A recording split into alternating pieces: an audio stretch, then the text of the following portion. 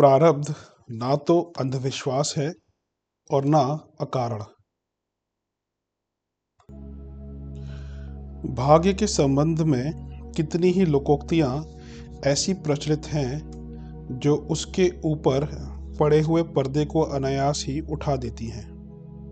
भाग्य को विधि का या विधाता का विधान कहा जाता है। इस लोकोक्ति के शब्दार्थ पर विचार करने से भी तथ्य का आभास मिलता है।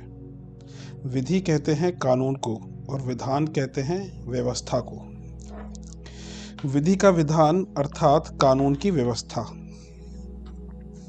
विधायक निर्माणकर्ता को कहते हैं। विधाता अर्थात सृष्टा। सृष्टा अर्थात परमेश्वर। परमेश्वर की व्यवस्था अर्थात विधि का विधान।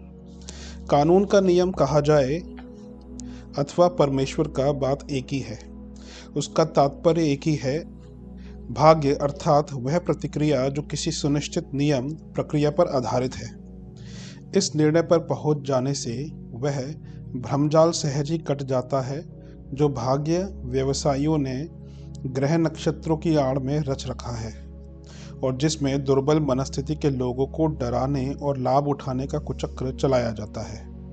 बेचारे ग्रह नक्षत्रों को इस सामान्य सृष्टि व्यवस्था में घसीटना, उन्हें दोष या श्रेय देना सर्वथा निरर्थक है।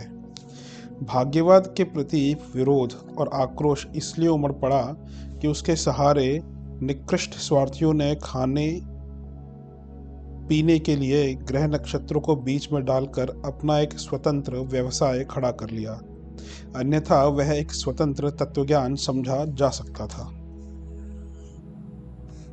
उसके प्रभाव का व्यक्ति के उत्थान पतन में क्या स्थान रहता है, इस पर विचार करते हुए वह उपाय खोजा जा सकता है कि अन्य विपत्तियों की तरह उससे भी किस प्रकार जूझा जाए। कठिनाइयों को सरल करने के अन्य क्षेत्रों में चलने वाले प्रयत्नों की तरह इस दिशा में भी कोई उपाय ढूंढा जाए। खगोल विद्या, एस्ट्रोनॉमी एक मान्य विज्ञान है। ग्रह नक्षत्रों की गतिविधियों की जानकारी कितनी उपयोगी है, उसे विज्ञ समाज में भली प्रकार जाना माना गया है। इसकी खोज के लिए अंतरिक्षीय और अंतर्ग्रही खोज खबर लाने के लिए विज्ञान के क्षेत्र में कितने महंगे और कितने प्रबल प्रयास किए जा रहे हैं, यह सर्वविदित है। उससे लाभ भी हैं। रेडियो, टेलीफोन, टेलीविज़न जैसे प्रत्यक्ष और कितने ही परोक्ष लाभ खगोल विद्या की जानकारियों के आधार पर मिलते जा रहे हैं। इस विज्ञान की प्रतिष्ठा रही है और रहेगी, किंतु खगोल विद्या, एस्ट्रोनॉमी का जब फलित वर्णन के रूप में विवेचन किया जाने लगेगा और उससे नए किस्म की भ्रांतियां फैलाकर स्वार्थ साधन का उपक्रम खड़ा किया जाएगा तो समाज में उसकी भर्त्सना होती ही रहेगी। भविष्य कथन एक अतीन्द्रिय क्षमता है। परामनोविज्ञान के आधार पर उसका समर्थन हो रहा है, किंतु यदि जन्म कुंडलियों को भविष्य कथन के निमित्त एक नए जंजाल के रूप में खड़ा किया जाएगा तो विज्ञ समाज में उसकी प्रतिक्रिया हुए बिना नहीं रह सकती। खगोल विज्ञान की तरह भाग्य विधान को भी विशुद्ध तत्वज्ञान के रूप में लिया जाए तो उसका उपयोग भी व्यवहार शास्त्र, कर्मफल, व्यवस्था विज्ञान की तरह ही उपयोगी हो सकता है। उसके सहारे विपत्तियों के निराकरण और सुविधाओं के संवर्धन में भारी योगदान मिलता है। अप्रत्याशित और आकस्मिक दुर्घटनाओं के पीछे प्रायः संचित कर्मों का सामयिक प्रतिक्रिया का एकाएक बरस पड़ना ही कारण होता है। जलाशय से भाप उठती है, सघन होकर बादल बनती है, बादल हवा के साथ इधर उधर भ्रमण करते रहते हैं। जब वे भारी होकर घटा बनते हैं और परिस्थितियां उन्हें नीचे उतरने के लिए विवश करती है तो भूमि के समीप आकर बरसना आरंभ कर देते हैं। भाप उठने के स्थान और समय की बरसने के स्थान और समय के साथ तुलना की जाए तो दोनों के बीच बहुत दूरी और विसंगति दिखती है। फिर भी जानकारों को यह स्वीकार करने में कोई कठिनाई नहीं होती कि एक समय का भाप उठना ही दूसरे समय की घटा बरसना है। मनुष्य के प्रारब्ध कर्म अपना परिपाक का समय बीतने पर जब विपत्ति के रूप में बरसते हैं तो उनको दुर्भाग्य या दुर्घटना का नाम दिया जाता है। मनुष्य द्वारा पहुंचाई गई हानि को तो शत्रुता, आक्रमण, अत्याचार, प्रतिशोध आदि कहा जा सकता है। पर जिनमें किसी का हाथ नहीं है, जो विपत्तियां अप्रत्याशित रूप से बरसी, उन्हें सृष्टा की व्यवस्था ना मानना हो तो फिर सुनिश्चित और समाधान कारक उत्तर एक ही हो सकता है: संचित प्रारब्ध कर्मों की प्रतिक्रिया। इसी के प्राचीन ऋषि प्रणीत नाम भाग्य, प्रारब्ध, कर्म, परिपाक आदि हैं। देखना यह है कि जब अन्यान्य असामान्य घटनाएं भी किसी न किसी प्रकृति नियम के अनुसार ही घटित होती हैं, तो मनुष्य जीवन में ऐसे अवसर किस कारण से आते हैं जिनका उसको प्रत्यक्षतः कोई इतना बड़ा दोष दिखाई नहीं पड़ता, जिनके कारण उन संकटों या अवरोधों का त्रास सहन करना पड़ सकता है। प्रगति क्रम में जब अन्य लोग सहज स्वभाव बढ़ते चले जाते हैं, तो अमुक व्यक्ति को ही क्यों असफलताओं का मुंह ताकना पड़ता है? वह भाग्य किस कारण व्यक्ति विशेष को सताता और उसके प्रगति पथ को अवरुद्ध करके रख देता है? अपनी दृष्टि सामयिक ही होती है, प्रत्यक्ष ही सब कुछ दिखता है। पुण्य और पाप का भला बुरा प्रतिफल तत्काल न मिलने पर अधीरता और अनास्था उत्पन्न होती है, और उस स्थिति में तो एक प्रकार का अंतर्द्वंद ही उठ खड़ा होता है, जब संचित कर्मों के प्रतिफल और आज के क्रियाकलाप के मध्य विपरीतता दिखाई पड़ने लगती है। पूर्व जन्म का पुण्य जिन दिनों फलित होकर शुभ परिणाम उत्पन्न कर रहा था, संयोगवश उन्हीं दिनों उस व्यक्ति ने कोई नया दुष्कर्म कर डाला। देखने वालों को यह भ्रम होता है कि अभी अभी जो दुष्कर्म किया था उसका फल इस विशेष लाभ के रूप में सामने आया है। कहा जाने लगता है, कलयुग की ऐसी ही महिमा है, भला करने का बुरा और बुरा करने पर अच्छा फल मिलता है। इस कथन के प्रतिपादन में उन प्रमाणों को प्रस्तुत कर दिया जाता है जिसमें अशुभकर्ता को दुष्कर्म करने के दिनों में संचित पुण्यफल का लाभ संयोगवश मिल गया था। ऐसे ही प्रसंग वे होते हैं जिनमें उस समय अच्छा कर्म करने के दिनों में ही किसी संचित अशुभ कर्म का बुरा प्रतिफल कष्ट रूप में सामने आ गया। तब भी ऐसी ही विसंगति बिठा दी जाती है कि अच्छा करने वालों को दुख भुगतना पड़ता है। यह समय की महिमा है। ऐसी विसंगतियां कभी कभी ही सामने आती हैं, तो उनसे सामान्य बुद्धि को असमंजस में पड़ने का अवसर मिल ही जाता है। ऐसे ही प्रसंगों को देखते हुए शास्त्रकारों ने कर्म की गति बड़ी गहन बताई है, और गहना कर्मणो गतिः गीता 4/1 कहकर उसकी जटिलता का संकेत किया है। इन पेचीदगियों के होते हुए संचित कर्म और भाग्य की एकता में कोई तात्विक अंतर नहीं है। कल का दूध आज दही के रूप में प्रस्तुत है। इसे संचित कर्म और भाग्य का उदाहरण समझा जा सकता है। शास्त्रकारों ने इस तथ्य को समय समय पर स्थान स्थान पर उजागर भी किया है।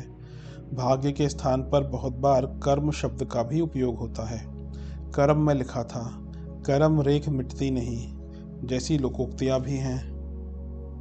कर्म प्रधान विश्व रचि राखा, जैसी अर्धलियों में भले बुरों भोगों के लिए कर्म को ही उत्तरदायी माना है। कर्म का पूर्व रूप विचार है। विचार को बीज और कर्म को वृक्ष कहा गया है। जैसे विचार होते हैं वैसे ही प्रयास चल पड़ते हैं। तदनुरूप भली बुरी परिस्थितियां सामने आ खड़ी होती हैं। यह तथ्य सर्वविदित है। एक पक्ष दूसरा भी है जो भाग्यवाद के पक्ष में जाता दिखता है। जैसी भवितव्यता होती है वैसे कर्म बन पड़ते हैं। कर्मों को जिस रूप में बनना है वैसे विचार उठेंगे। संचित कर्मों की प्रतिक्रिया इसी रूप में प्रकट होती है। रामचरितमानस में एक चौपाई है, काल दंड लय काहू न मारा, हरेउ तात बल बुद्धि विचारा।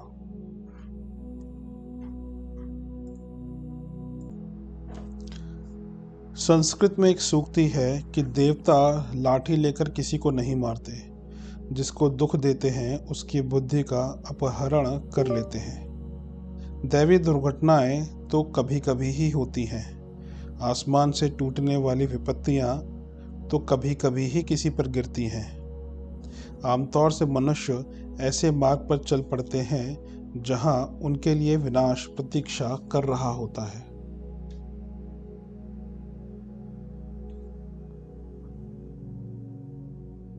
संचित कर्मों के फलस्वरूप जो दंड या पुरस्कार मिलते हैं, उनका पूर्व रूप अंतःकरण के किसी भीतरी कोने में बीज रूप से पनपने लगता है और बढ़ते बढ़ते वही विपत्ति या संपत्ति की परिस्थितियों के रूप में प्रकट होता है। दैवी वरदान या अभिशाप का यही रूप है। इसमें प्रत्यक्षतः तो दोष कर्ता का ही दिखता है, पर परोक्ष कारण यह होता है कि संचित कर्मों का विष भीतर ही भीतर उफनता है और वह फोड़े के रूप में प्रत्यक्ष होकर कष्ट देता है। पुण्य कर्मों के फलस्वरूप मिलने वाली सुविधा सफलता भी आसमान से नहीं उतरती, वरन अंतरंग के किसी कोने में सत्प्रवृत्ति बनकर अपनी जड़ जमाती है और उसके अमृत फल श्रेय, यश, सुख, सम्मान आदि की उपलब्धियों के रूप में सामने आ जाते हैं। देवेच्छा शब्द ऐसे ही प्रसंगों के लिए उपयुक्त बैठता है। कई बार ना चाहते हुए भी ऐसी भली बुरी उमंगें भीतर से उठती हैं जो समझाने बुझाने से भी नहीं रुकती और अपनी प्रेरणा से कुछ ऐसा करा लेती हैं जो सामान्यतः मनुष्य के मन में पहले से नहीं रहा होता। ऐसी अप्रत्याशित घटनाओं की कमी नहीं होती जिनकी भूमिका थी नहीं, किंतु अनायास ही आंधी तूफान की तरह प्रकट हुई और सामान्य परिस्थितियों को तोड़ती मरोड़ती मनुष्य को कहीं से कहीं उड़ा ले गई। ऐसी घटनाएं भले के लिए भी होती देखी गई हैं और बुरे के लिए भी। भगवान के समर्थन में भी अगणित घटनाएं घटित होती रहती हैं। वे अपवाद तो होती हैं, पर इतनी कम संख्या में नहीं होती कि उनकी उपेक्षा की जा सके। उनके तथ्य व कारण जानने के लिए ग्रह नक्षत्रों पर दोषारोपण करने या देवताओं को घसीटने बदनाम करने की आवश्यकता नहीं है। यह कहा जा सकता है कि मनुष्य के संचित कर्म प्रारब्ध बनकर प्रकट हुए और उन्होंने निश्चित परिणाम तक पहुंचाने के लिए भीतर उमंगे उठाने से लेकर बाहर साधन बनाने तक के अनेकानेक आधार परोक्ष रूप से खड़े कर दिए। निदान सही हो जाने पर रोग की चिकित्सा सरल हो जाती है और बिना भटके उचित उपचार का सही लाभ भी मिल जाता है। प्रत्यक्ष कर्मों की तरह संचित कर्मों का स्वरूप समझ लिया जाए तो फिर भाग्यवाद और कर्मवाद के बीच जो विरोधाभास है उसकी आवश्यकता न रहेगी। तब किसी ग्रह नक्षत्र की मनुहार किए बिना अपने पैर में अपनी भूल से चुभे हुए कांटे को निकालने का दूरदर्शितापूर्ण प्रयत्न आरंभ करना होगा। जिस प्रकार अपनी ही भूल से संकट उपजते हैं, उसी प्रकार अपनी ही समझदारी से उनका निराकरण भी किया जा सकता है। समस्याएं खड़ी करने और गुत्थी उलझाने का दोष भी मनुष्य ही करता है। यदि वह संभलने और बदलने पर तैयार हो जाए तो उन्हें सुलझाने में भी सफल हो सकता है। अपने ही आचरण से रोग उत्पन्न होते हैं, पर उस कुमार्गगामिता को छोड़कर यदि पथ्य बरतने और उपचार करने पर उतारू हो सका जाए तो उन रोगों से छुटकारा पाने का भी आधार बन जाता है। विग्रह खड़ा करने वाले चाहे तो संधि भी कर सकते हैं। अशांति के उत्पन्न कर्ताओं के लिए यह भी संभव है कि वे शांति के लिए नए सिरे से प्रयत्न करें और अपनी सूझबूझ के सहारे उनमें सफल होकर रहें। संचित कर्म अपना निज का उपार्जन एवं संग्रह है। इसमें हेर फेर करना अपने काबू के बाहर की बात नहीं है। कर्म का फल निश्चित है, पर उसकी दिशा धारा मोड़ी जा सकती है। उनका निराकरण और समाधान भी हो सकता है। विष खा लेने पर भी जब उपचार द्वारा मरण संकट से बचाव हो सकता है तो कोई कारण नहीं कि प्रारब्ध जन्य संभावनाओं में सुधार एवं हेर फेर ना हो सके। अशुभ प्रारब्ध के द्वारा उत्पन्न होने वाली विषम संभावनाओं का निराकरण संभव है। कर्जदारों को किस्तों में ऋण चुकाने के लिए सहमत किया जा सकता है। तो कोई कारण नहीं कि अपने ही कर्मों के फलस्वरूप उत्पन्न होने वाली संभावित विपत्तियों से प्रयत्नपूर्वक छूटा ना जा सके। प्रारब्ध कर्मों का फल भोग निश्चित होने पर भी उसके निवारण और निराकरण के उपाय हो सकते हैं। उन उपायों को अपनाया जा सकता है और प्रारब्ध के अनिष्ट फलों से बचा जा सकता है। अनिष्ट से बचने के उपायों की यह व्यवस्था सस्ती और ऊल जुलूल नहीं, सुसंबद्ध, न्यायोचित तथा वैज्ञानिक ही हो सकती है। ना तो संकट किसी के आकस्मिक प्रकोप से उत्पन्न होते हैं और ना ही उनका निवारण मात्र किन्हीं विचित्र चिन्ह, पूजा, दान, अर्पण आदि से हो सकता है। आकस्मिक कष्टों और विपत्तियों की सही पृष्ठभूमि को समझने पर ही उनसे मुक्ति हो सकती है। भाग्यवाद की भ्रांत धारणाओं से मुक्त हुए बिना प्रारब्ध के सही स्वरूप को समझना संभव नहीं। यह जानना आवश्यक है कि प्रारब्ध का निर्माण कोई देवता, ग्रह, नक्षत्र आदि नहीं करते, वरन प्रत्येक व्यक्ति स्वयं ही करता है। भाग्य का परिणाम मनुष्य को मिलता तो है, पर उस भाग्य के अच्छे बुरे कैसे भी रूप का निर्माता मनुष्य स्वयं खुद ही है। स्वर्ग नरक की स्वसंचालित प्रक्रिया। सद्भाव संपन्न सन्मार्गगामी का कोई स्वार्थवश कितना ही विरोधी क्यों ना हो, पर भीतर ही भीतर वह उसके लिए गहन श्रद्धा धारण किए रहेगा।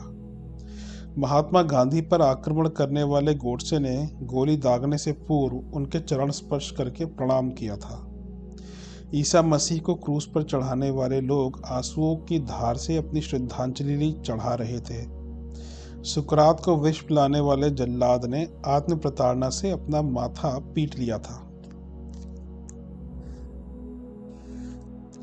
महामानवों के पास भौतिक संपदाएं भले ही ना रही हों, पर उनकी चरित्र निष्ठा, आदर्शवादिता और उदारता की पूंजी इतनी प्रचुर मात्रा में उन्हें विभूतिवान बनाए रही है और वह इतना वैभव बढ़ा रही है जिसके ऊपर धन कुबेरों की संपन्नता को निछावर किया जा सके।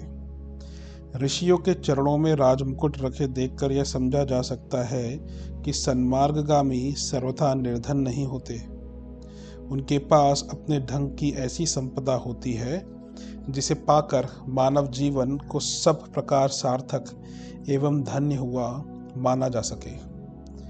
भौतिक विज्ञानियों ने एक स्वर में स्वीकार किया है कि शारीरिक स्वास्थ्य का आधार मात्र पौष्टिक आहार एवं व्यायाम नहीं है, वरन मन क्षेत्र की समस्वरता पर आरोग्य एवं दीर्घ जीवन की नींव रखी हुई है।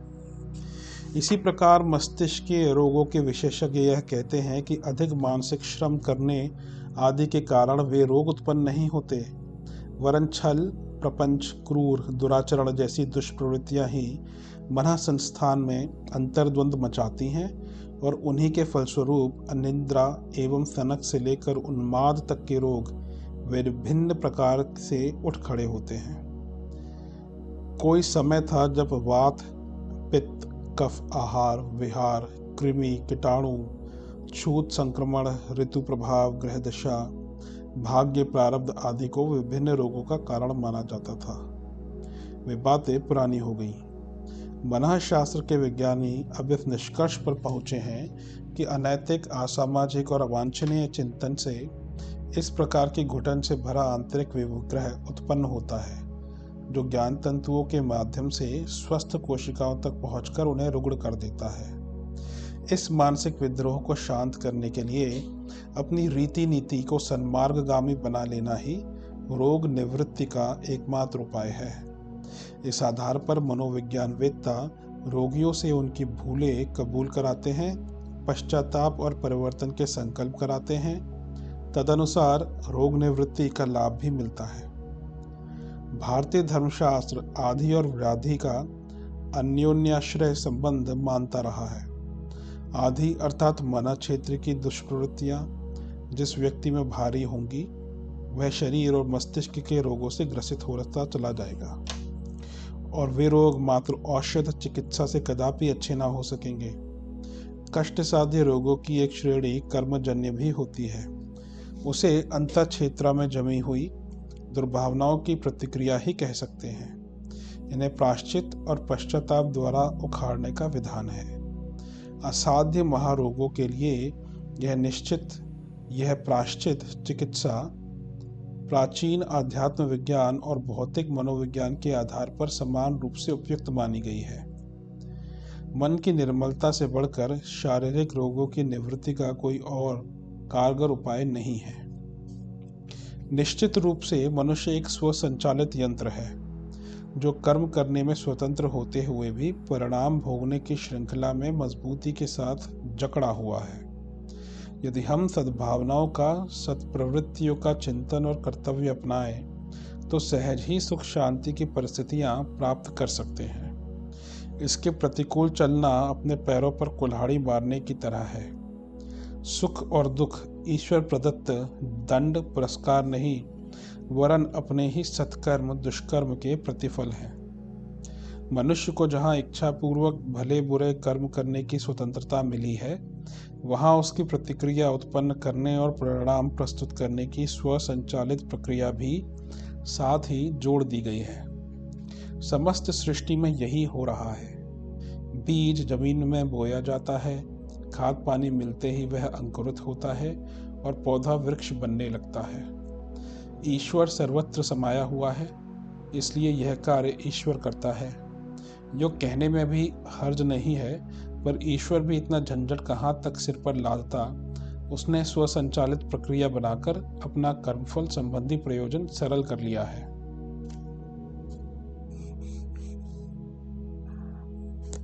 चक्की में ऊपर से अनाज डालते हैं, नीचे आटा निकल जाता है। कोल्हू में ऊपर से सरसों डालते हैं, तेल नीचे टपकता रहता है। मोटर में मीटर लगा रहता है और यह बताता रहता है कि कितने किलोमीटर चल दिए। यह स्वसंचालित मशीनों का ज़माना है। बड़े बड़े प्रिंटिंग प्रेस 1 घंटे में हज़ारों कागज़ इसी आधार पर छापते हैं। एक बार मशीन चला दी तो फिर सारा काम अपने आप ये मशीनें करती रहती हैं। इधर कच्चा माल डाला जाता है, उधर से तैयार होकर निकलता रहता है। आलसी दरिद्र रहते हैं, प्रमादी के लिए प्रगति के द्वार बंद हो जाते हैं, क्रोधी शत्रुओं से घिर जाता है, धूर्त मित्रों से वंचित हो जाता है, बेईमान के सहयोगी बिछुड़ जाते हैं, उद्दंड को घृणा मिलती है, अपव्ययी ऋणी बनता है। यह दंड व्यवस्था हर किसी को पग पग पर अनुभव होती है। श्रेष्ठ गुण, श्रेष्ठ स्वभाव और श्रेष्ठ कर्म करते हुए मनुष्य सम्मानित, यशस्वी, सहयोग संपन्न, समृद्ध, सफल बनता है और उन्नति के उच्च शिखर पर जा पहुंचता है। स्वयं सुखी रहता है और दूसरों को सुखी बनाता है। यह कर्म फल की स्वर्ग नरक प्रक्रिया निरंतर सामने रहती है। पापी, दुष्ट, दुरात्मा राजदंड भुगतते हैं, घृणास्पद बनते हैं और स्नेह सहयोग से वंचित होकर मरघट के प्रेत पिशाच बने एकाकी घूमते हैं। यह घृणित जीवन नरक नहीं है तो और क्या है। सेवाभावी, सद्गुणी, सज्जन धरती के देवता समझे जाते हैं और मरने के बाद वंदनीय, श्रद्धास्पद ही बने रहते हैं। उनकी यश गाथाएं अनेकों को प्रेरणा भर प्रकाश देती रहती है। इसे स्वर्ग प्राप्ति ना कहें तो और क्या कहें। सम्मानास्पद, श्रद्धापात्र, सज्जन और प्रामाणिक किसी व्यक्ति को माना जाए, इससे बढ़कर सौभाग्य तथा संतोष की बात और क्या हो सकती है। इस प्रकार कर्मफल प्राप्त करते रहने की स्वर्ग नरक जैसी प्रक्रिया हम निरंतर फलित होते देखते रहते हैं। कई व्यक्ति दूसरों को धोखा देकर अपनी वस्तुस्थिति छिपा लेने में प्रवीण बन जाते हैं और इस प्रकार पाप कर्म करते हुए भी दूसरों के द्वारा मिलने वाले दंड से बच निकलने की तरकीब निकालते हैं। यह चतुरता आजकल बहुत चल पड़ी है। इससे कुछ लाभ तो है, पर हानि उससे कहीं अधिक है। लाभ यह है कि सरकार की पकड़ में आने पर राजदंड से बच जाते हैं। पाप प्रकट ना हो तो दूसरों के द्वारा घृणा, निंदा एवं विलकता से होने वाली हानि बच जाती है, पर इसमें जो छिपाव का ताना बाना बुनना पड़ता है, वह अंतर्मन में एक विचित्र प्रकार की घुटन पैदा करता है। दुष्कर्म के साथ दुराव मिल जाने से अफीम मिली भांग बन जाती है। जो एक प्रकार की घुटन उत्पन्न करती है। अंतर्मन की बनावट ऐसी है कि वह इस घुटन को पचा नहीं सकती। नीला थोथा खा लेने पर उल्टी हुए बिना नहीं रहती। जमाल घोटा खा लेने पर दस्त जाना ही पड़ेगा। कच्चा पारा खा ले तो शरीर में से फोड़े बनकर फूटेगा ही। ये विष ऐसे हैं जो पच नहीं सकते। पच जाएं तो और भी भयंकर प्रकार के रोग उत्पन्न करते हैं और जीवन दुर्लभ कर देते हैं। ठीक इसी प्रकार दुष्कर्म और दुराव मिलकर एक ऐसा विष बनाते हैं जिसे चतुर मनुष्य देर तक छिपाए तो रह सकते हैं, पर अंतर्मन को पचा लेने के लिए रजामंद नहीं कर सकते। सिगरेट का धुआं पेट में भर लेना तो संभव है, पर वह वहां रुक नहीं सकता। मुंह बंद कर ले तो नाक में से होकर बाहर आएगा, भीतर किसी भी हालत में रुकेगा नहीं। हवा भरे गुब्बारे को पानी में जितनी जोर से डुबाते हैं, अवसर मिलते ही वह उसी वेग से उछलकर ऊपर आ जाता है। छिपे हुए पाप शारीरिक व्याधि और मानसिक आधि बनकर समय कुसमय ऐसी बुरी तरह फूटते हैं कि कारण प्रतीत नहीं होता, चिकित्सा उपचार काम नहीं करते। ये पाप शरीर और मन को कष्ट देने तक ही सीमित नहीं रहते, वरन अंतरिक्ष में अनेक अदृश्य विपत्तियों का सृजन करते रहते हैं। पत्थर के कोयले की अंगीठी कितने ही व्यक्ति ठंड से बचने के लिए कमरे में बंद करके रख लेते हैं। ठंड से तत्काल तो बचत दिखती है, पर कमरे में ऐसा विष भर जाता है जिससे सोते सोते ही इनकी मृत्यु हो जाती है। शरीर में चोट नहीं लगी, बुखार आया नहीं, मस्तिष्क की नस फटी नहीं, सब कुछ ज्यों का त्यों। मृत्यु का कुछ कारण मोटी आंख से दिखाई नहीं पड़ता, पर जानकार जानते हैं कि अंगीठी ने वायु में विष घोल दिया और वही मृत्यु का कारण बना। ऐसे कितने ही अज्ञात और अप्रत्यक्ष कारण अनायास ही विपत्ति बनकर सामने आ जाते हैं, जिनका अपने तात्कालिक क्रियाकलाप से कोई संबंध सीधा नहीं दिखता। इसी प्रकार कई बार सुविधाएं और सफलताएं भी मिल जाती हैं जिनके लिए उचित श्रम और प्रयत्न नहीं किया गया होता। ये असंगत अवरोध अथवा अनुदान दैवी इच्छा एवं भाग्य का खेल बनकर सामने आते हैं। उनका प्रत्यक्ष कारण नहीं दिखता, पर परोक्ष कारण वह स्वसंचालित प्रक्रिया ही होती है जिसने अपने कर्मों के फलस्वरूप अंतरिक्ष में धीरे धीरे तदनुरूप वातावरण बनाया और वे भले बुरे अप्रत्याशित अवसर सामने आकर खड़े हो गए। समय लग सकता है, आज का फल कल मिलने से व्यक्ति भ्रम में पड़ सकता है और यह सोच सकता है कि बुरे कर्म के दंड से बच गए या भला कर्म निष्फल चला गया, पर वस्तुतः ऐसा होता कभी नहीं। तुरंत या कालांतर में इसका रहस्य अज्ञात होने के कारण प्रत्यक्षवादी उतावले अनास्थावान हो उठते हैं, पर यदि धैर्य रखा जाए तो प्रतीत होगा कि इसी जन्म में अथवा अगले जन्म में प्रत्येक कर्म का भला बुरा परिणाम मिलना सुनिश्चित है। इसी व्यवस्था क्रम पर तो यह विश्व टिका हुआ है। यदि संदिग्ध हो जाए तो फिर ऐसा अंधेर फैले, जैसी अराजकता उपजे कि कहीं कुछ संभालना संभव ना हो सके। फिर न कोई पाप से डरे और न पुण्य का झंझट और न नुकसान उठाए। दृष्टिकोण अपने आप में चित्त की प्रसन्नता अप्रसन्नता, संतोष असंतोष, शांति अशांति बनकर पग पग पर फलित होता रहता है। सत्कर्म करने पर मन में अनायास ही संतोष और उल्लास उठता रहता है। किसी कष्ट पीड़ित की सहायता अपना काम हर्ज करके कर दी जाए तो भीतर ही भीतर एक परम सात्विक हल्का और शीतल मलयज पवन जैसा आनंद उठता अनुभव होगा।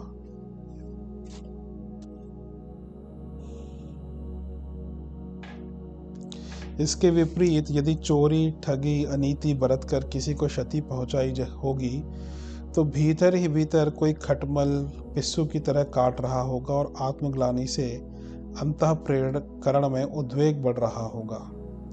वस्तुतः यही आत्मसंतोष तथा आत्माधिकार अंतःकरण को बलिष्ठ और दुर्बल बनाते हैं और इसी आधार पर प्रगति के अगणित मार्ग खुलते एवं अवरुद्ध होते हैं। पापी की अंतरात्मा दिनों दिन दुर्बल होती जाती है। दूसरों पर से ही नहीं, अपने पर से भी उसका विश्वास उठ जाता है। आत्मबल खोकर मनुष्य चैन नहीं पा सकता, भले ही उसके पास पैसे कौड़ियों के टीले क्यों ना जमा हो जाए। आत्मग्लानि से भरी मनोभूमि को नरक कहा जा सकता है, क्योंकि प्रकारांतर से अनेक दुश्चिताएं, आशंकाएं, विभीषिकाएं इतना सताती हैं कि उनकी तुलना में नरक वर्णित कष्टों की तुलना सहज ही की जा सके।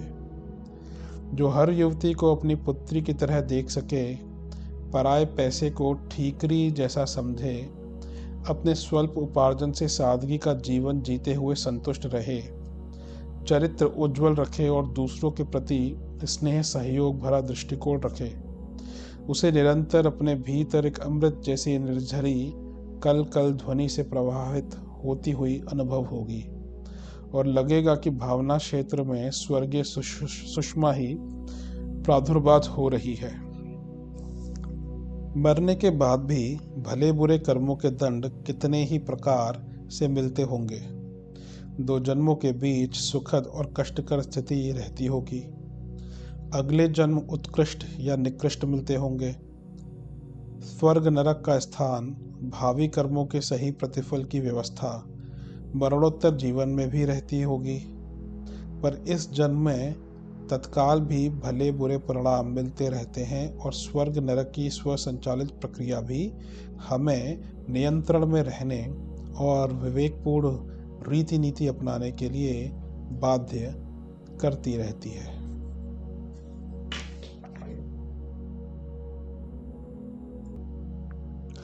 परलोक कहाँ है?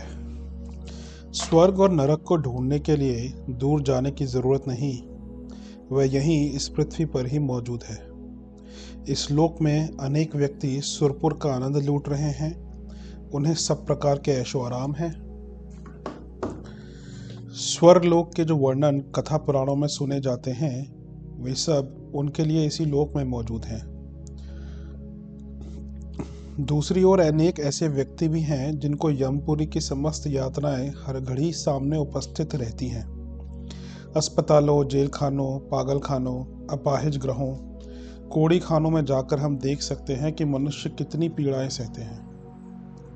अनेक मनुष्यों के लिए अपनी जिंदगी का जीना तक कठिन हो जाता है। वे तत्कालीन वेदना से छुटकारा पाने के लिए विष खाकर, जलाशय में डूबकर, फांसी लगाकर, तेल छिड़ककर, आग लगाकर, रेल के नीचे लेटकर या अन्य किसी प्रकार से आत्महत्या कर लेते हैं। मृत्यु में बड़ा कष्ट होता है, पर आत्महत्या करने वाला मनुष्य अपने जीवन को मृत्यु से भी अधिक कष्टदायक अनुभव करता है। तभी तो वह इस प्रकार के भयंकर कामों के लिए तैयार हो जाता है। ये घटनाएं बताती हैं कि नरक इस लोक में भी मौजूद है। नंदनवन से बगीचे, यक्ष गंधर्वों से गायक, अप्सराओं से तरुणियाँ, बृहस्पति से देवगुरु, कुबेर से भंडारी, पुष्पक विमान से वाहन इस लोक में भी मौजूद है। इंद्र वज्र की समता करने वाला परमाणु बम भी यहीं मौजूद है। वरुण, यम, अग्नि, पवन, पूषा, विश्व देवा इस लोक में चौकीदार की तरह हाथ बांधे हर वक्त सेवा के लिए खड़े रहते हैं। विज्ञान ने समस्त देवताओं की शक्तियों को छीनकर मनुष्य की सेवा में उपस्थित कर दिया है। लक्ष्मी, सरस्वती तथा चंडी के दर्शन करने हो तो किसी अन्य लोक में जाने की जरूरत नहीं, उन्हें इसी लोक में उपलब्ध किया जा सकता है। सुरपुरी की विशेषताएं इस लोक में मौजूद हैं। नरक को ढूंढने के लिए कहीं दूर जाने की जरूरत नहीं। रौरव, कुंभीपाक, ताम्रपत्र, असीपत्र आदि 24 नरकों के स्थान पर यहाँ 2400 नरक देखे जा सकते हैं। किसी घृणित, भयंकर, कष्टसाध्य और दुख वेदनायुक्त बीमारी में जिन्हें स्वयं फंसने का कभी अनुभव हुआ है, यह ऐसी रोगी की जिन्होंने परिचर्या की है, वे जानते हैं कि किसी नरक में इससे अधिक दुख ना होगा। 105 या 6 डिग्री के बुखार से जिसका रोम रोम जल रहा है, हड़ फूटन और प्यास की बेचैनी से बेहोशी तक आ जाती है, उन्हें उष्ण ताप नरक से क्या कम कष्ट है? कफ जब गले को रुंध देता है और जब ना तो अच्छी तरह सांस ली जाती है, ना जिह्वा से शब्द निकलता है, तब यमदूत द्वारा गला घोटने के कष्ट में और क्या अंतर रह जाता है? गर्भ में बंद बालक किसी कुंभीपाक से अच्छी दशा में है? आँख, दाढ़ के दर्द जब उग्र रूप से उठते हैं तो मनुष्य छटपटा जाता है। प्रसव के समय में माताएं कितनी पीड़ा सहती हैं। बिच्छू आदि जहरीले जानवरों के काट लेने पर, अग्नि से जल जाने पर, भारी आघात लगने पर या भयंकर फोड़ा उठने पर जो पीड़ाएं होती हैं, वे नरक की किसी पीड़ा से कम होंगी क्या? नरक में नियत संख्या में यमदूत होते हैं। उन यमदूतों की खास तरह की शक्ल और खास तरह की पोशाक होती है, जिससे आसानी से उन्हें पहचाना जा सकता है।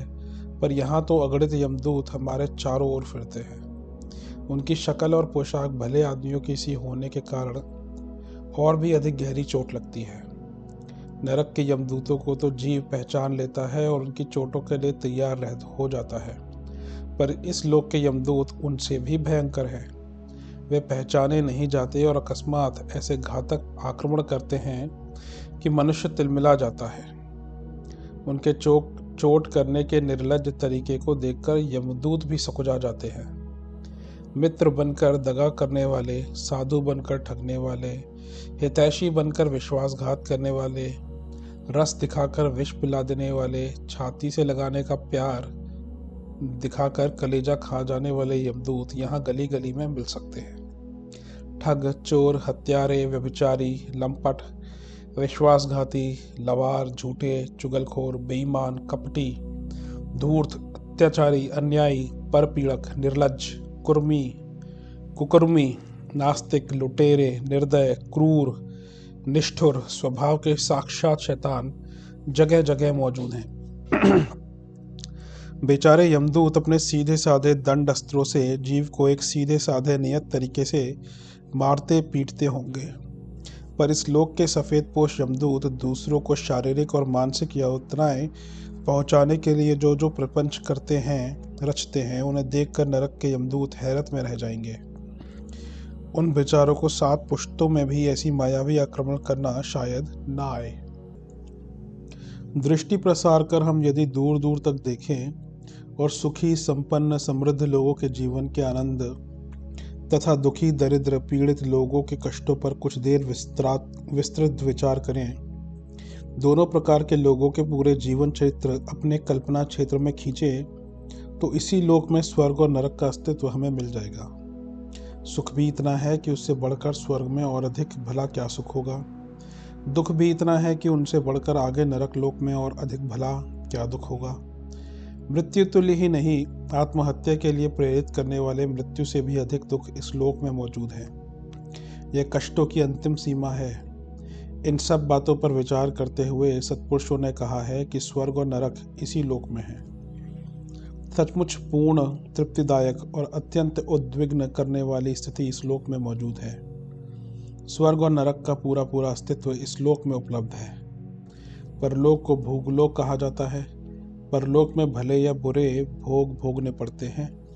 इस लोक में जहाँ कर्म करने की सुविधा है, वहाँ कर्मफल के भोगने की व्यवस्था भी है। कोई व्यक्ति सुकर्म करके उसके सुख फल से बचना चाहे तो यह उसके हाथ की बात नहीं। इसी प्रकार बुरे कर्म करके दंड से बचना भी संभव नहीं। रोगी, घायल, अपाहिज तथा अन्य दुखों में पड़े हुए व्यक्ति यह कब चाहते हैं कि उन्हें दुख सहना पड़े। तो भी चूंकि इस लोक में परलोक भी मौजूद है, उस परलोक के नियमानुसार उन्हें नरक भोगने के लिए विवश होना पड़ता है। इसी प्रकार चाहने को तो सुख समृद्धि सभी चाहते हैं, पर चाहना कितनों की पूरी होती है। कितने ही जीव किसी ऐसे परिवार में उत्पन्न होते हैं जहां अनायास ही अपार सुख साधन मौजूद रहते हैं। कर्मभोग उन्हें उस स्थिति में ले दौड़ता है। चूंकि परलोक इस लोक में मौजूद है, इसलिए स्वर्ग सुख की स्थिति भी अधिकारी लोगों के सामने परलोक के नियमानुसार अपने आप सामने आ जाती है। इस लोक में परलोक का कार्यक्रम यथावत चल रहा है। उस कार्यक्रम के अनुसार सभी प्राणी स्वर्ग और नरक के सुख दुख का रसास्वादन करते हैं। परलोक में भूलोक के सुख को स्वर्ग और दुख को नरक कहते हैं। जिन्हें इस लोक में सुख प्राप्त है वे स्वर्ग भोग रहे हैं, और जिन्हें दुख प्राप्त हो रहा है वे बेचारे नरक भोग रहे हैं। यह एक मोटी परिभाषा है। इतना कह देने से ही काम ना चलेगा, अब हमें बारीकी में जाना होगा। कितने ही व्यक्ति ऐसे हैं जिन्हें रुपया, पैसा, धन दौलत, सोना चांदी किसी प्रकार की कमी नहीं, नौकर चाकर, महल, मोटर, सब कुछ है। रूपवती रमणियां जिनके कृपा कोर की ओर निहारती रहती हैं। ऐशो आराम के तरह तरह के साधन मौजूद हैं। इतना सब होते हुए भी उन्हें चैन नहीं। दिन रात अशांति की ज्वाला में जलते रहते हैं। रात को नींद नहीं आती, सारी सुख सामग्री फीकी मालूम होती है। हमें ऐसे अनेक उदाहरण मिलते हैं कि अमुक राजकुमार या धनी व्यक्ति ने अपने ऐशो आराम में लात मार दी और अमुक त्यागपूर्ण रास्ता ग्रहण कर लिया। इससे प्रतीत होता है कि उन्हें उस सुख सामग्री में वास्तविक सुख नहीं मिला। हमारा व्यक्तिगत रूप से अनेक धनी मानी और समृद्ध व्यक्तियों से संपर्क रहता है। वे अपने हृदय की कथा खोलकर हमारे सामने अपने मन का भार हल्का करते हैं। अपने व्यक्तिगत अनुभव के आधार पर हम कह सकते हैं कि सुख सामग्री होते हुए भी बहुत ही कम लोग ऐसे हैं जो सुखी कहे जा सकते हैं। अधिकांश में तो वे गरीब और अभावग्रस्त लोगों से भी अधिक दुखी पाए जाते हैं। अब दूसरी ओर देखिए, इस दुनिया में ऐसे लोग हैं जिनके पास धन संपत्ति नहीं है, साथ ही कष्ट भी उठाते हैं, फिर भी वे स्वर्ग सुख अनुभव करते हैं। साधु, संत, ब्राह्मण, तपस्वी, महात्मा जनों के पास धन संपत्ति नहीं होती। उनके पास जीवन निर्वाह को अन्न, वस्त्र जैसी साधारण वस्तुएं भी पर्याप्त मात्रा में नहीं होती। धन के अभाव में प्रायः कुछ न कुछ असुविधाएं उनके सामने खड़ी ही रहती हैं।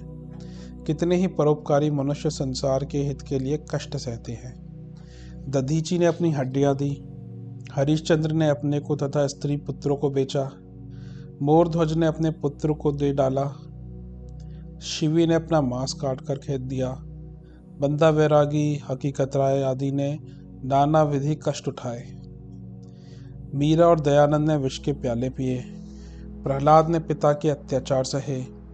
भारत के स्वाधीनता संग्राम में लाखों व्यक्तियों ने जेल, लाठी, गोली तथा फांसी सही। यह कष्ट सहन, यह दुख नरक नहीं कहा जा सकता। ऐसे कष्टों में भी स्वर्ग का सुख छिपा होता है। स्वेच्छा से स्वीकार किया हुआ कष्ट तप कहलाता है। तप बाहर से कष्ट जैसा दिखाई पड़ता है, पर वास्तव में वह दुख नहीं है।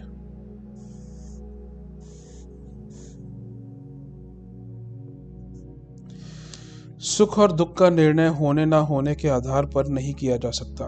मौत से पड़े रहना या कष्ट में दिन व्यतीत करना भी स्वर्ग नरक की पहचान नहीं है, क्योंकि ना तो धनी लोग सुखी ही देखे जाते हैं और ना अभावग्रस्तों या कठिनाइयों में दिन व्यतीत करने वालों को दुखी ही कहा जा सकता है। शास्त्रकारों ने भूलोक के सुखों में शारीरिक, मानसिक और नैतिक स्वास्थ्य को स्वर्ग बताया है और इन स्वास्थ्यों का अभाव ही नरक है।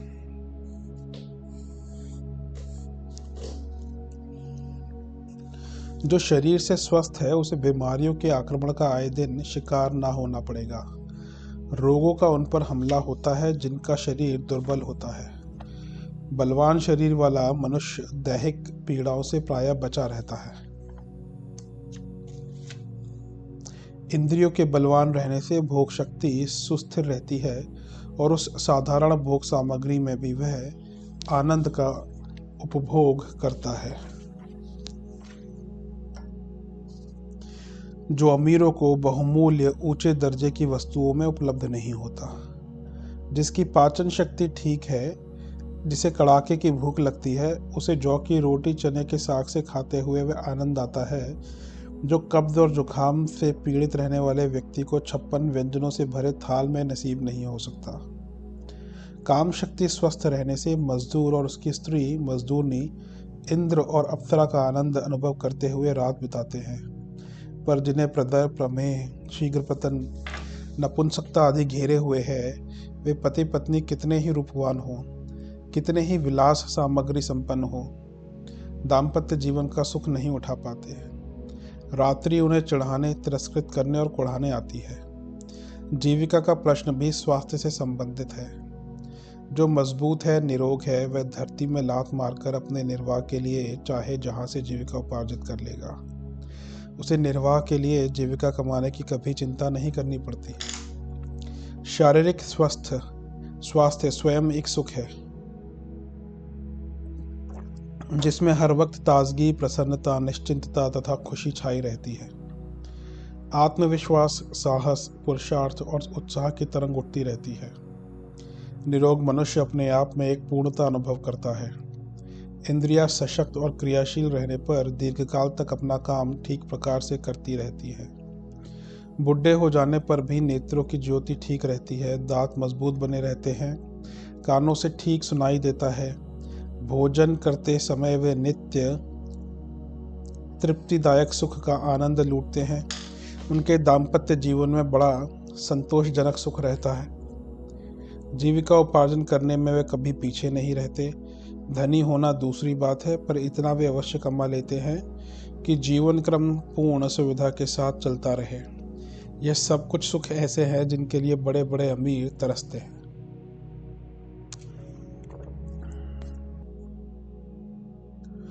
पैसे की अधिकता से सुख साधन तो अवश्य मिल जाते हैं, पर साथ ही साथ उस पैसे की छीना झपटी करने के इच्छुक भी इतने पैदा हो जाते हैं कि उनसे बचाव करने, उनके आक्रमण को रोकने के लिए असाधारण रूप से चिंतित रहना पड़ता है। दूसरे उस पैसे की अधिकता के कारण अनेकानेक दुर्गुण पैदा हो जाते हैं। उन दुर्गुणों के दुखद परिणाम नित नए क्लेश उत्पन्न करते हैं। इन तीनों प्रकार की बेचैनियों से मनुष्य का स्वास्थ्य क्षीण हो जाता है और वह स्वस्थता में मिलने वाले सुखों से वंचित हो जाता है। यही कारण है कि धनी लोग सुखी बहुत कम देखे जाते हैं। इस संसार में, भूलोक में, सुख उन्हें है जो शारीरिक दृष्टि से स्वस्थ हैं। एक निरोग व्यक्ति, चाहे वह निर्धन ही क्यों ना हो, इतना सुखी रहता है जितना सुखी रोगी और धनवान व्यक्ति अपने सारे धन के बदले में भी नहीं हो सकता। शारीरिक सुख के बाद मानसिक सुख है।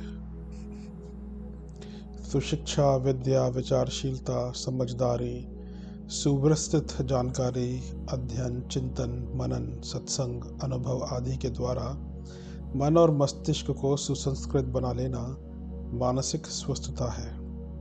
शिक्षा के द्वारा डॉक्टर, वकील, इंजीनियर, अफसर, वैज्ञानिक, लेखक, संपादक, बाजीगर, शिल्पी, व्यापारी, कलाकार, मूर्तिकार, चित्रकार, संगीतज्ञ, नट आदि अपनी अपनी महत्ता प्रकट करते हैं। अपनी योग्यताओं के बल पर संसार को महत्वपूर्ण लाभ पहुंचाते हैं और अपने आप में सफलता का संतोषदायक आनंद अनुभव करते हैं। संपत्ति कमाते हैं, यशस्वी बनते हैं तथा मरने के बाद नई पीढ़ी के लिए एक आदर्श छोड़ जाते हैं। सुशिक्षा ने ही संसार में महात्मा, भक्त, ज्ञानी, तपस्वी, त्यागी, गुणी, विद्वान, महापुरुष, पथ प्रदर्शक, नेता, देवदूत, पैगंबर तथा अवतार पैदा किए हैं। यदि दुनिया में सुशिक्षा न रहे तो मनुष्य एक बहुत ही दुर्बल और असहाय पशु मात्र रह जाएगा। ज्ञान ने ही मनुष्य को तुच्छ पशु से ऊंचा उठाकर सृष्टि का सम्राट बना दिया है। जीवन का सुख इस विधा पर भी बहुत हद तक निर्भर है। अशिक्षित, मूर्ख, बेवकूफ, भोंदू या ज्ञानी पुरुष एक प्रकार का पशु है। उसे पशुवत भारभूत जीवन व्यतीत करना पड़ता है। अपनी शक्तियों को ना तो वह जानता है, ना उन्हें विकसित कर पाता है और ना उनसे लाभ उठा पाता है। किंतु जो लोग बुद्धिमान हैं वे अपने बुद्धि बल से इस जीवन में ही स्वर्ग सुख का आनंद लूटते हैं। विवेकवान व्यक्ति अनेक प्रकार के मानसिक क्लेश और कष्टों से बचे रहते हैं। संसार में प्रकृति के क्रम से वस्तुओं का परिवर्तन होता है। स्वजनों की मृत्यु, बिछोह, घाटा, चोरी, भूल, टूट फूट आदि के कारण अनेक प्रकार की अनिच्छित घटनाएं सामने आती हैं। अविवेकी पुरुष अनिच्छित घटनाएं घटित होते देखकर मानसिक संतुलन खो बैठते हैं और शोक, क्लेश, चिंता, बेचैनी, पीड़ा एवं अशांति अनुभव करते हुए बुरी तरह रोते कलपते हैं। परंतु विचारशील पुरुष इस गतिशील संसार की इन नित्य घटित होने वाली घटनाओं से विचलित नहीं होते और उस शोक सागर में डूबने से बच जाते हैं जिसमें कि अज्ञानी पुरुष डूबकर अपने जीवन को बुरी तरह घुला डालते हैं। स्वास्थ्य की भांति शिक्षा भी अपने आप में स्वयं सुख है। सुशिक्षित मनुष्य के अंतःकरण में एक बल रहता है। सद्विचारों, सुस्थिर विचारों और महत्वपूर्ण विचारों से उसका मन सदा प्रसन्न, प्रफुल्ल तथा संतुष्ट रहता है। शारीरिक और मानसिक स्वास्थ्य के बाद नैतिक स्वास्थ्य का स्थान है। स्वास्थ्य के इन तीनों भागों को मिलाकर पूर्ण स्वस्थता बनती है। ईमानदारी, धर्मपरायणता, सदाचार, संयम से अपने आप को पवित्र बनाना तथा दूसरों के साथ प्रेम, परोपकार, सेवा, उदारता एवं मधुरता का व्यवहार करना, यह नैतिक स्वास्थ्य की परिभाषा है। अपनी सुविधाओं से दूसरों की असुविधा का अधिक ध्यान रखना और अपने सुख को पहला स्थान ना देना, यह नैतिक स्वास्थ्य की कसौटी है। इस कसौटी पर जिनकी विचारधारा और कार्यप्रणाली खरी उतरती है, वह नैतिक दृष्टि से स्वस्थ हैं। नैतिक स्वास्थ्य ठीक होने से समाज का बड़ा मधुर सहयोग प्राप्त होने लगता है। घर में, घर से बाहर, समाज में, देश में, विदेश में ऐसे स्वस्थ मनुष्य को सभी अपनाते हैं, सहयोग करते हैं, सहायता देते हैं, प्रेम करते हैं, प्रशंसा करते हैं तथा छाती से लगाए रहते हैं। नैतिक स्वास्थ्य एक खिला हुआ सुगंधित पुष्प है, जिसे देखने को, सूंघने को, छूने को सभी लोग ललचाते हैं।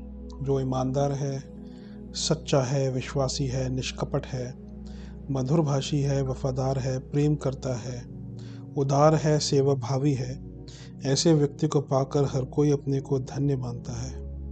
पिता पुत्र को, पति पत्नी को, भाई भाई को, मित्र मित्र को, मालिक नौकर को इन गुणों से युक्त पाकर फूला नहीं समाता। नैतिक स्वस्थता के आधार पर मनुष्य सच्चे अर्थों में मनुष्य बनता है। सच्चा मनुष्य देवताओं की तरह महान और वंदनीय है। नैतिकता में 1000 हाथियों के बराबर बल बताया जाता है। वस्तुतः ईमानदार, मधुर और उपकारी स्वभाव के मनुष्य में अकूत बल होता है। उसे अपने अंतःकरण में निरंतर अपार आनंद का अनुभव होता रहता है। जिसे सच्चे हृदय से प्यार करने वाला, सच्ची सहानुभूति रखने वाले, आदर करने वाले अनेक मनुष्य प्राप्त हैं, उसके लिए यह लोक ही स्वर्ग है। आत्मीयता, प्रेम, विश्वास और आदर भाव रखने वाले लोगों के बीच में रहकर मनुष्य को जो सुख मिलता है, उसका रसास्वादन करने वाले भुक्तभोगी ही जानते हैं। गरीबी होते हुए भी प्रेम और विश्वास के वातावरण में रहते हुए जो आनंद मिलता है, उस पर अविश्वासी वातावरण की अमीरी को निछावर किया जा सकता है। नैतिकता का विकास मनुष्य के अस्तित्व और व्यक्तित्व का विकास है। इसे आध्यात्मिक उन्नति भी कहते हैं। जिसकी नैतिकता जितनी ही विकसित होती है, उसे अपने अंतःकरण में सदा आनंद का अनुभव होगा। और चूंकि संसार दर्पण के समान है, अतः इसमें वैसी ही शक्लें दिखती हैं जैसे कि हम स्वयं होते हैं।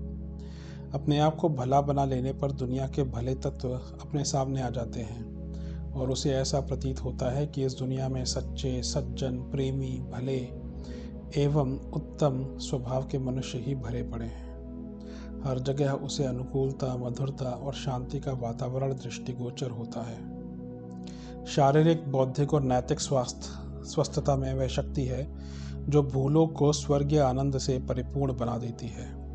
जिन साधनों की जीवन को आनंदित बनाने के लिए आवश्यकता है, वे सभी उसे उपलब्ध हो जाते हैं। हो सकता है कि उसके पास लाख करोड़ की संपत्ति ना हो, पर जो कुछ स्वस्थ मनुष्य के पास होता है, वह इतना अधिक एवं इतना वास्तविक होता है कि उसके तुलना में चांदी का मैदान और सोने का पहाड़ भी तुच्छ है। जिन्हें यह त्रिविध स्वस्थता प्राप्त है, उनके लिए यह परमात्मा का परम पुनीत उपवन संसार सब प्रकार आनंदमय है। सब ओर उससे प्रसन्नता और सुख शांति का झरना झरता दृष्टिगोचर होता है। प्रभु की पुण्यकृति यह वसुधा वसुंधरा माता की गोद के समान सुखद दृष्टिगोचर होती है। शास्त्र कहता है, जननी जन्मभूमिश्च स्वर्गादपि गरीयसी।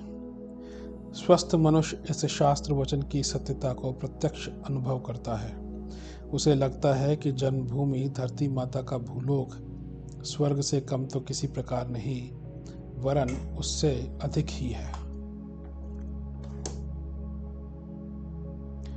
शरीर को स्वस्थ रखना, बुद्धि को विकसित करना और नीतिवान बनना, तीनों ही बातें मनुष्य के हाथ में हैं।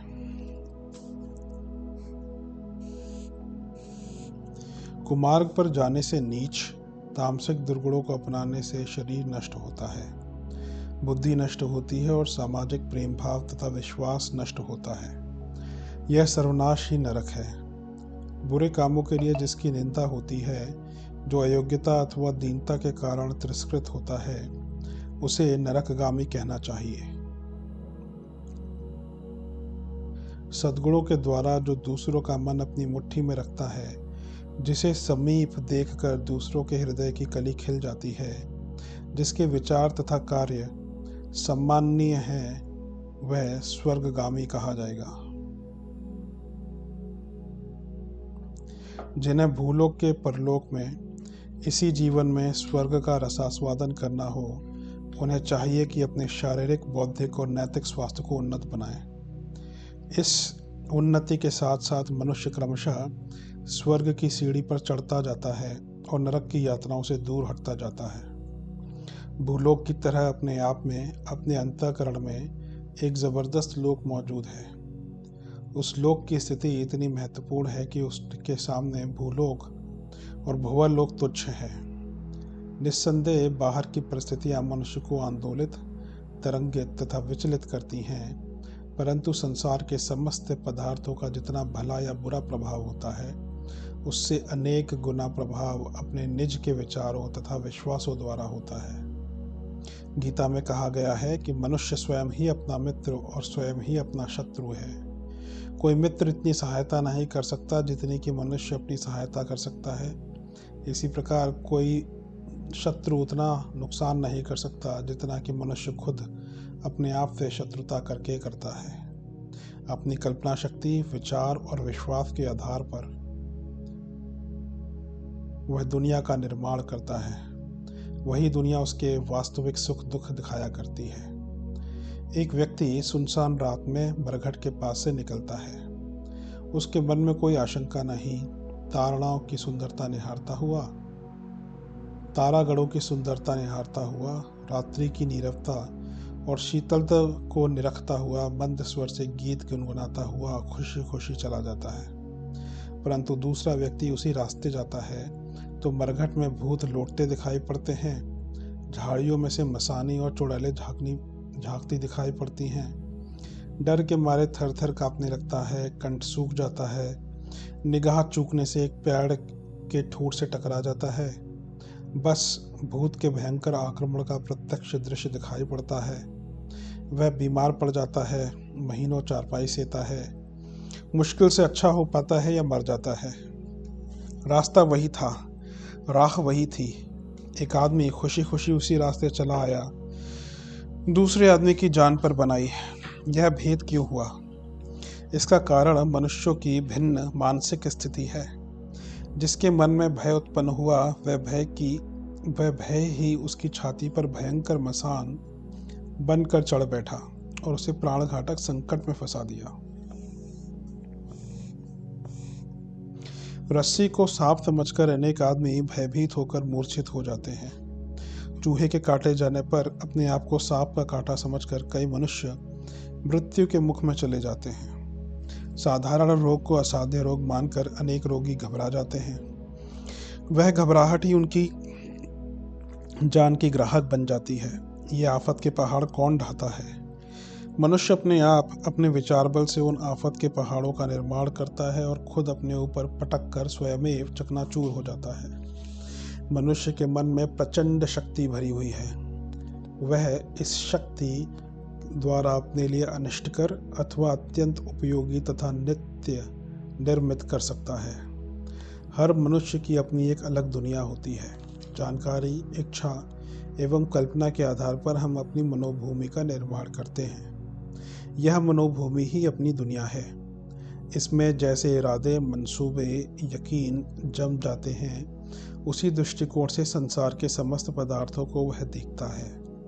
आंखों पर पीला चश्मा पहन लेने से सारी दुनिया पीली दिखाई पड़ती है और नीला चश्मा पहन लेने से हर चीज नीली दिखने लगती है। साधुओं की दृष्टि में यह संसार परमात्मा की पुनीत प्रतिमा है। सिंह की दृष्टि में सब कुछ स्वादिष्ट मांस के चलते फिरते लोथड़े हैं। दुकानदारों की निगाह में ग्राहक, वैश्या की दृष्टि में व्यभिचारी, कलार की दृष्टि में नशेबाज इस दुनिया में भरे हुए हैं। भीतरी मन की दुनिया जैसी होती है, बाहर की दुनिया भी उसी के अनुरूप दिखाई देने लगती है।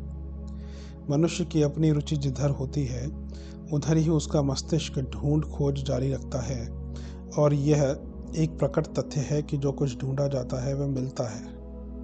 अपने स्वभाव और विचारों के मनुष्यों को, स्थानों को, वातावरणों को उसी अदृश्य चेतना ढूंढती रहती है और धीरे धीरे उसे अपने अनुकूल वातावरण मिल जाता है। चोरों को अपने साथी अन्य चोरों का सहयोग हर जगह मिल जाता है और वे चाहे कहीं चले जाएं, चोरी करने का अवसर या स्थान भी मिल जाता है। इसी प्रकार भले बुरे सभी प्रकृति के मनुष्य अपने रुचिकर स्थान को प्राप्त कर लेते हैं। सांसारिक परिस्थितियां दोनों ही प्रकार की होती हैं। सात्विक परिस्थितियों में सुख, शांति, प्रसन्नता तथा तृप्ति का अनुभव होता है। इसके विपरीत तामसिक परिस्थितियों में क्लेश, अशांति, दुख, दारिद्र्य तथा असंतोष छाया रहता है। चोर स्वभाव का मनुष्य चोरी करेगा, फलस्वरूप उसे भय, अशांति, निंदा, अविश्वास, राजदंड एवं कर्म के कठोर परिपाक का भागी बनना पड़ेगा। इसी प्रकार सदाचारी स्वभाव का मनुष्य सत्कर्म करेगा और फलस्वरूप प्रसन्नता, संतोष, प्रशंसा, विश्वास, स्वास्थ्य एवं समृद्धि प्राप्त करेगा।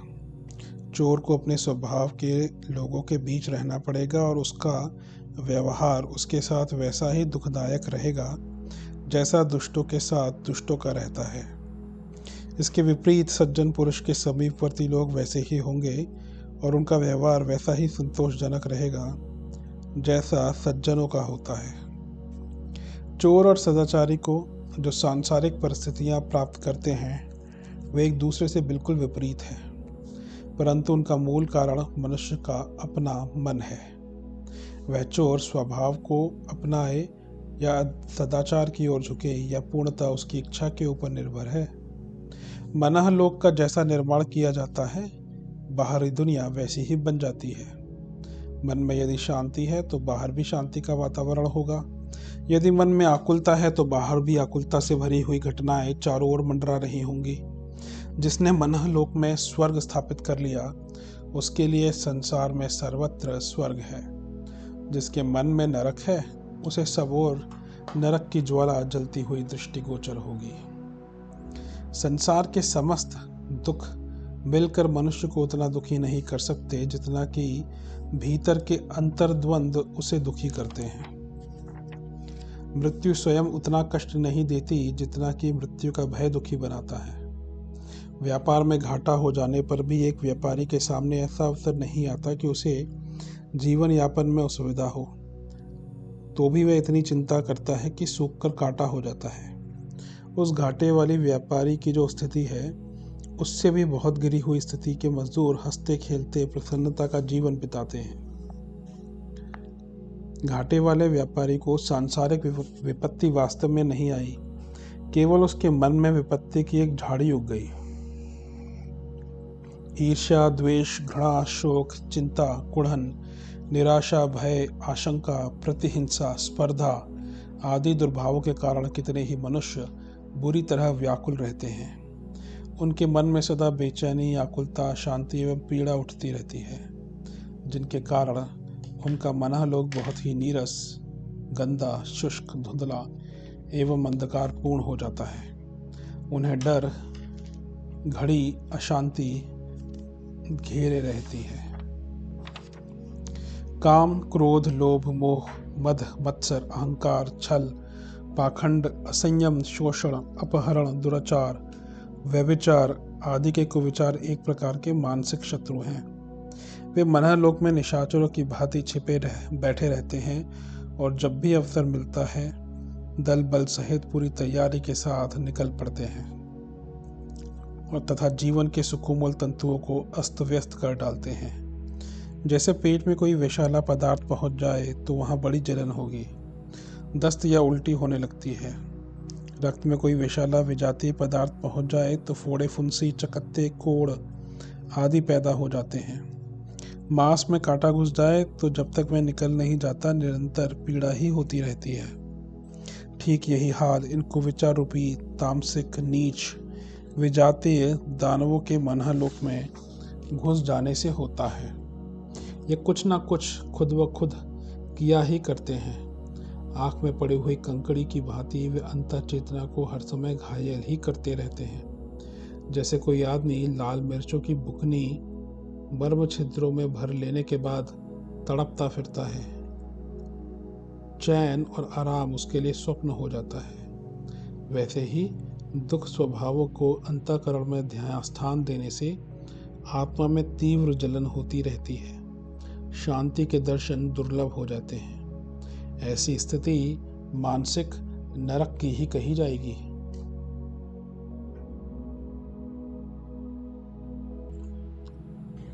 मानसिक स्वर्ग का अर्थ है अपने अंतःकरण में सात्विक विचारों, सद्भावों और सद्गुणों को धारण करना। ईमानदारी की पवित्रता हिम सी शीतल, पुष्प सी कोमल, चंदन सी सुगंधित और नवनीत सी स्वच्छ होती है।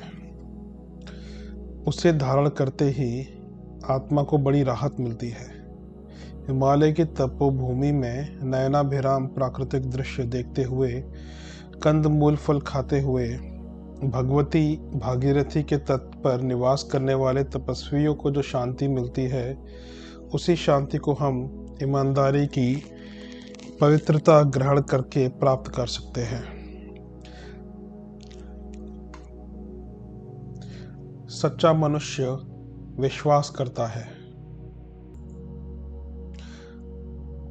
सच्चा मनुष्य विश्वास करता है, ईमानदारी का पवित्र जीवन ही मुझे जीना है। मैं सच्चाई और नेकी से भरे हुए ही अपने विचार रखूंगा। न्याय के ऊपर ही मेरी जीवन नीति निर्भर रहेगी। मैं सत्य को ही सोचूंगा, सत्य के आधार पर ही विचार करूंगा। भलाई, नेकी, उदारता और क्षमा का आश्रय ग्रहण करूंगा। कुविचार, पाप, द्वेष और तुच्छ स्वार्थों से ऊंचा उठकर आध्यात्मिक जीवन जीऊंगा। ये भावनाएं उसके अंतःकरण में सात्विकता का शीतल झरना प्रवाहित कर देती हैं। सत्य, प्रेम और न्याय के जीवन तंतुओं को झंकृत करते ही आत्मा में एक मधुर संगीत बजने लगता है। पवित्रता का आध्यात्मिक संगीत ही भगवान कृष्ण की त्रिभुवन मोहिनी मुरली का मधुर वेणुनाद है। इसका रस जिसने अनुभव किया है वह धन्य है। आत्मा पवित्र है, उसका मनुष्य के लिए संदेश है, पवित्रता को विचार और कार्यों में ओतप्रोत करें। यह ईश्वरीय संदेश जिसने सुन लिया वह बड़भागी है, और जिसने सुनकर हृदयंगम कर लिया और तदनुकूल आचरण करना आरंभ कर दिया वह परमात्मा का सच्चा भक्त है। ऐसे भक्तों के बीच में ही भगवान खेला करते हैं। जिनका हृदय पवित्रता की भावनाओं से भरपूर है वह ईश्वरीय लीलाओं का क्रीड़ा क्षेत्र है। महात्मा ईसा कहा करते थे कि इस पृथ्वी का स्वर्ग भोले बालकों में मौजूद है। सचमुच जिनका हृदय बालकों की तरह कोमल एवं पवित्र है वे स्वयं स्वर्ग रूप हैं। स्वर्ग में जानने की उन्हें कुछ भी आवश्यकता नहीं, क्योंकि जिन तथ्यों के आधार पर स्वर्ग के सुख का निर्माण होता है वे दृश्य उसके हृदय में मौजूद हैं और हर घड़ी स्वर्ग के सुख को उत्पन्न करते रहते हैं।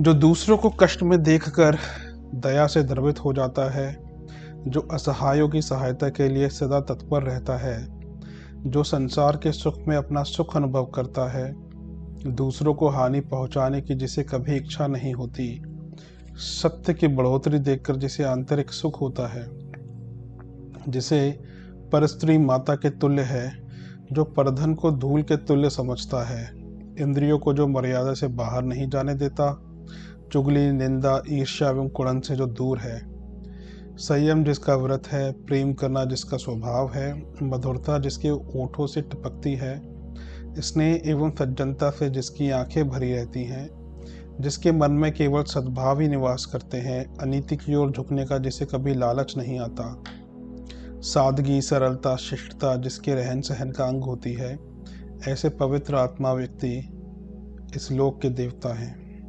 वे जहाँ रहेंगे छाया की तरह उनका स्वर्ग उनके साथ रहेगा। अंतःकरण की शांति बाहरी दुनिया को स्वर्गीय आनंद से परिपूर्ण बना देती है।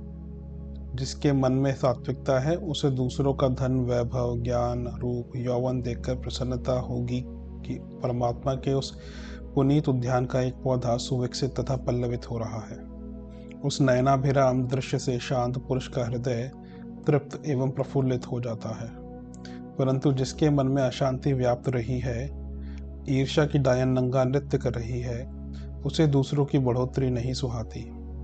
भीतर ही भीतर भारी कुढ़न होती है और उस कुढ़न की अग्नि से उसकी छाती भभकने लगती है। जिसकी बढ़ोतरी हो रही है उसे नीचा दिखाने के लिए तरह तरह के षड्यंत्र रचता है और अनिष्टकर पथ पर अग्रसर होता है।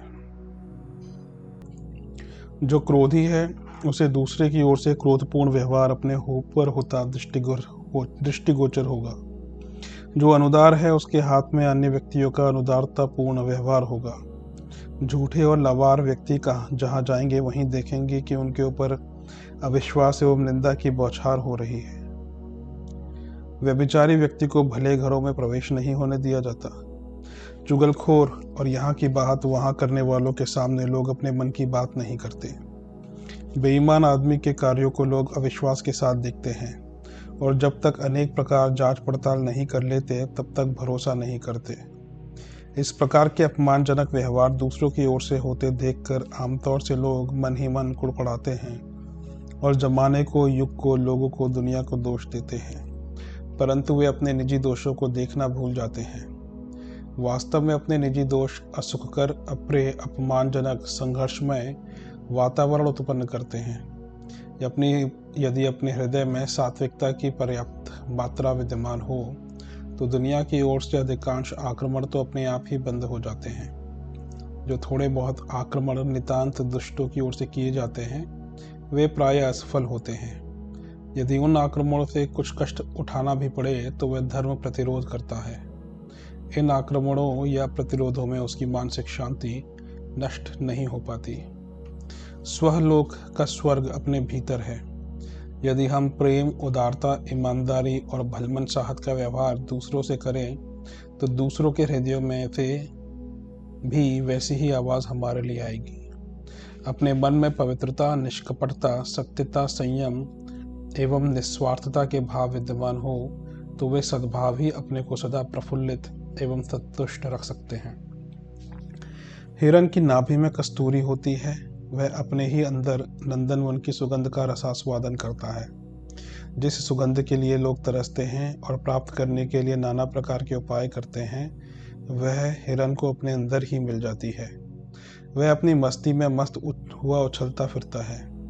फिर तुम ही दिन रात दूसरों को हानि पहुंचाने के दुष्प्रयत्नों में मग्न रहकर अपने हृदय को अशांत क्यों रखते हो? चलो अपने स्वलोक को पहचानो और उसमें प्रवेश करो। स्वलोक का स्वर्ग अपने भीतर है। यदि हम प्रेम, उदारता, ईमानदारी और भलमन साहत का व्यवहार दूसरों से करें तो दूसरों के हृदयों में से भी वैसी ही आवाज़ हमारे लिए आएगी। अपने मन में पवित्रता, निष्कपटता, सत्यता एवं निस्वार्थता के भाव विद्यमान हो तो वे सद्भाव ही अपने को सदा प्रफुल्लित एवं संतुष्ट रख सकते हैं। हिरण की नाभि में कस्तूरी होती है, वह अपने ही अंदर नंदनवन की सुगंध का रसास्वादन करता है। जिस सुगंध के लिए दूसरे लोग तरसते हैं और प्राप्त करने के लिए नाना प्रकार के उपाय करते हैं वह हिरण को अपने अंदर ही मिल जाती है। वह अपनी मस्ती में मस्त हुआ उछलता फिरता है। फिर तुम ही दिन रात दूसरों को हानि पहुंचाने के दुष्प्रयत्नों में मग्न रहकर अपने हृदय को अशांत क्यों रखते हो? चलो अपने स्वलोक को पहचानो और उसमें प्रवेश करो। यह परलोक की दार्शनिक विवेचना हुई, पर यदि उसकी वास्तविकता समझनी हो तो यही कहना पड़ेगा कि परलोक का दूरी से कुछ भी संबंध नहीं है। एक्स किरणें ठोस पदार्थों को चीरती हुई पार हो जाती हैं। हमें दीवार का पर्दा तोड़ना मुश्किल मालूम पड़ता है, पर एक्स किरणों के लिए यह पर्दा कुछ नहीं के बराबर है। गर्मी और सर्दी का प्रभाव बहुत अंशों में बाहरी प्रतिबंधों को तोड़कर भीतर चला आता है। इसी प्रकार सूक्ष्म तत्वों के लिए स्थूल वस्तुओं के कारण कुछ बाधा नहीं पड़ती। हवा का समुद्र पृथ्वी के चारों ओर भरा हुआ है, पर हम उसे चीरते हुए जहाँ फिरते हैं, हमें वह भान भी नहीं होता कि हम हवा के बीच में इसी प्रकार भाग दौड़ कर रहे हैं जैसे पानी में मछली। संभव है मछली भी पानी में ऐसे स्वतंत्र घूमती हो जैसे हम हवा के समुद्र में घूमते हैं। मृत आत्माएं सूक्ष्म तत्वों की बनी हुई हैं, इसलिए वे ईथर तत्व की भांति चाहे जहां आ जा सकती हैं। उसके निवासी स्वेच्छानुसार चाहे जहां भूमि, जल, पर्वत, ग्रह, नक्षत्र आदि के बीचों बीच या ऊपर नीचे भी रह सकते हैं और अपने रहने के लिए सब प्रकार की सुविधाएं वहां उत्पन्न कर सकते हैं। यह जानना चाहिए कि मृत प्राणी के साथ उसके विचार, स्वभाव, विश्वास और अनुभव भी जीते जाते हैं। घरों में रहने, कपड़े पहनने, भोजन करने आदि की क्रियाएं जीवित मनुष्यों को जीवन भर करनी पड़ती हैं, इसलिए उनके यह विश्वास सुदृढ़ हो जाते हैं। यह बात एक साधारण मनुष्य के विचारों के बाहर की है कि कोई मनुष्य बिना घर, वस्त्र और भोजन के भी रह सकता है। जैसे विश्वासों के कारण सूक्ष्म शरीर और इंद्रियां उत्पन्न हो जाती हैं, वैसे ही विश्वासों के आधार पर परलोक वासी के लिए ग्रह, वस्त्र, आहार विहार की भी व्यवस्था हो जाती है। वे समझते हैं कि हम घरों में रहते हैं, कपड़े पहनते हैं और भोजन करते हैं। ये सब पदार्थ उनकी भावना स्वरूप होते हैं। यदि कोई परमहंस सन्यासी निर्जन वन में वस्त्र रहित और कंद मूल फल खाकर निर्वाह करता हो तो उसका परलोक भी वैसा ही होगा। भूत प्रेत किन्हीं विशेष स्थानों पर ठहर जाते हैं, किंतु साधारण क्रम के अनुसार चलने वाले प्राणी स्थान संबंधी बंधन में नहीं बंधते। वे एक स्थान पर रहते हैं, किंतु वह स्थान चाहे जहां भी हो सकता है। स्त्री और पुरुष का लिंग भेद बना रहता है। विश्वासों के आधार पर यह भी निर्भर है। जो पुरुष स्त्री भावना का आचरण करते हैं या जो स्त्रियां पुरुष भाव को हृदयंगम करती हैं, वे कुछ काल नपुंसक की दशा में रहकर लिंग परिवर्तन कर लेते हैं और अगला जन्म परिवर्तित भावना के अनुसार होता है। यह अपवाद है। साधारणतः लिंग परिवर्तन करने की किसी जीव की रुचि नहीं होती।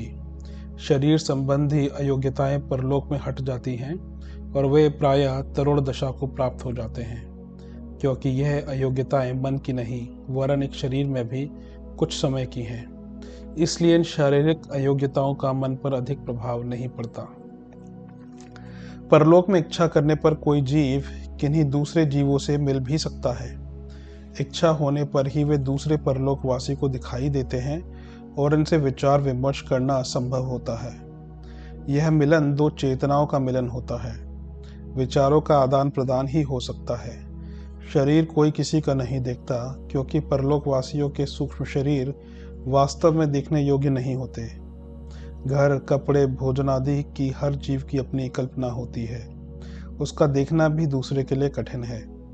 स्वर्ग, नरक के दुख सुख का दूसरा परिचय पाते हैं, पर यह नहीं देख सकते कि वह कुंभीपाक नरक में पड़ा हुआ है या रौरव में। स्वर्ग वासी आत्माओं के शरीर में एक प्रकार का तेज होता है, जिससे उनके सुखी होने का परिचय मिलता है, पर यह जानना कठिन है कि वह हूर गरिमाओं के जन्नत में है या सुरपुरी में, क्योंकि ये सब भी अपनी अपनी स्वतंत्र कल्पनाएं हैं। दृश्य वस्तु इनमें से कुछ भी नहीं। मृतात्माएं एक दूसरे से कह सुन सकती हैं, पर उनके लिए यह कठिन है कि दुख सुख में भी हिस्सा बांट सके। कुछ आत्माएं अपने पूर्व परिचित मृतकों के साथ रहना पसंद करती हैं और उनका एक समुदाय बन जाता है। ऐसे समुदाय नीचे लोक में ही होते हैं। उच्च लोकवासी जन्म जन्मांतरों में आकर्षित प्राणियों के साथ अपने संपर्कों को ध्यान रखते हुए इन भ्रम बंधनों की व्यर्थता को समझ जाते हैं और मोहजाल से दूर रहते हुए आत्मोन्नति का एकांत प्रयत्न करते हैं। आत्माएं किसी बाड़े में या किसी अन्य शासन के अधिकार में नहीं रहती। जीवों पर उनकी अंतरात्माओं का ही शासन होता है। श्राद्ध करने या स्मारक बनाने का पुण्यफल उनके करने वालों को ही प्राप्त होता है। यह दान पुण्य परलोकवासी की कुछ विशेष सहायता नहीं कर सकता, क्योंकि इन उदार कार्यों के करने में अपना कुछ हाथ थोड़ी ही है। यह निश्चित है कि पुण्यफल का अदला बदला नहीं हो सकता। जो करता है वही भरता है। फिर भी परलोकवासी जब यह देखता है कि मेरे पूर्व संबंधी मेरे प्रति कृतज्ञता और उपकार के भाव प्रदर्शित कर रहे हैं तो उसे संतोष होता है, और कभी उनके वश की बात हो एवं अवसर पाएं तो उस उपकार भाव का किसी अदृश्य प्रकार से बदला चुकाते हैं। अपने प्रियजनों की सहायता के लिए जो कर सकते हैं करते हैं। संबंधियों के रोने पीटने या शोक प्रदर्शन करने से मृतक को दुख होता है और उसकी शांति में बाधा पड़ती है। इसलिए उचित यह है कि मृतक के साथ मोह बंधन शीघ्र से शीघ्र तोड़ लिया जाए और केवल शांति की उच्च कामना की जाए।